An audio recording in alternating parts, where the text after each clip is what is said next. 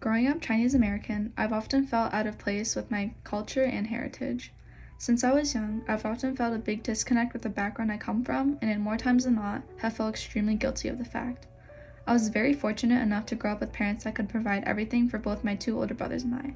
However, the fortune I got to experience wasn't an opportunity that was given to them. My dad, the second oldest of five, was born and raised in Jiangxi, China. He was born on a farm and was constantly put to work to help keep his farm as well as the income in their household afloat. My mom, on the other hand, was born in Hong Kong to the oldest of seven. Since birth, she practically became a second mother to her younger siblings. Although their situations were far from ideal, my parents decided that they wanted to break that cycle for their kids and live a better life. They both attended college to obtain their bachelor's and master's degrees, then focused their attention on America, a brimming, opportunity-filled country perfect for the kids to live a better life than theirs.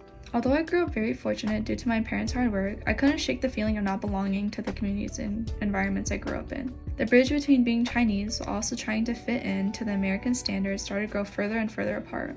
It wasn't until I started 7th grade when I realized the importance that the people and the community had on my sense of belonging. During this time, I was heavily involved and invested in the gymnastics community, to the point where going professional was very realistic. Due to my hard training schedules, my diet was commonly looked at by my coaches. They often made comments on how the food I would bring would be considered not healthy or nutritious enough, and that I should stick to more commonly eaten foods in the American households.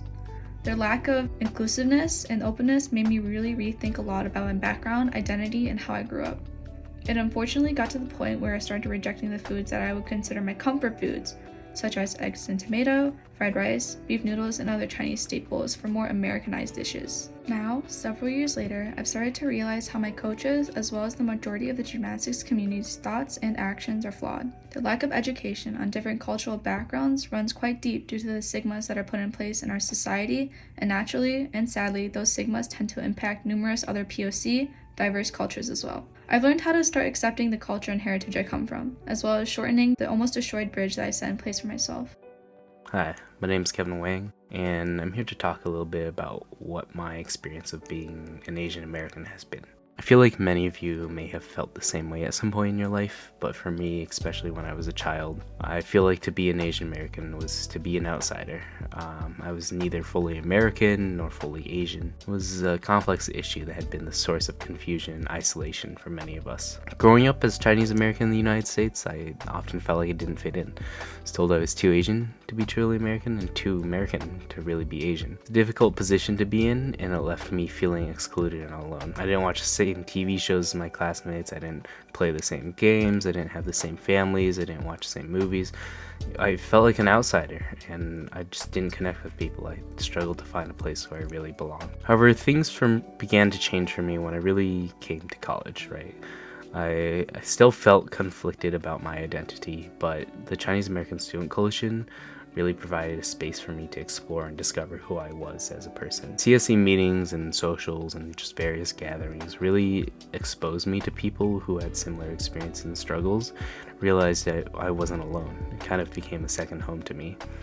Through this community, I came to the realization that I'm not just Chinese or American, but I'm both. There's a unique culture distinct to Asian Americans, and that is what makes me who I am. It's something to be celebrated, and it's not something where you need to make a choice between the two, black and white. I share my experiences with you today because I believe it's important to recognize the challenges that come with being an Asian American. It's not easy to navigate between two cultures and feel like you don't belong in either, but it's important to remember that you don't have to choose one over the other. You can be both and find your own place in the world. Journey of self-discovery isn't an easy one, but it's necessary, and finding community like CSC can make all the difference. It's essential to have people who understand your struggles and provide a safe space for you to explore your identity. In conclusion, I really want to encourage all of you to embrace your own unique identity. Whether you're Asian American or not, it's not about choosing one thing over the other, but rather accepting who you are and what makes you you. So go out, find your community, and explore your identity. You might just surprise yourself with what you discover. For me, being Asian means being part of a community that celebrates a culture focused on prosperity and longevity. My family values the joys amongst family and friends, long-lasting health, and the peace after a good meal. I by no means believe that what I've experienced is the quintessential Asian experience, And I only believe that due to how much culture, history, and relevance I have come to realize not only exists in Asia, but has bled into my everyday values as someone who lives in North America.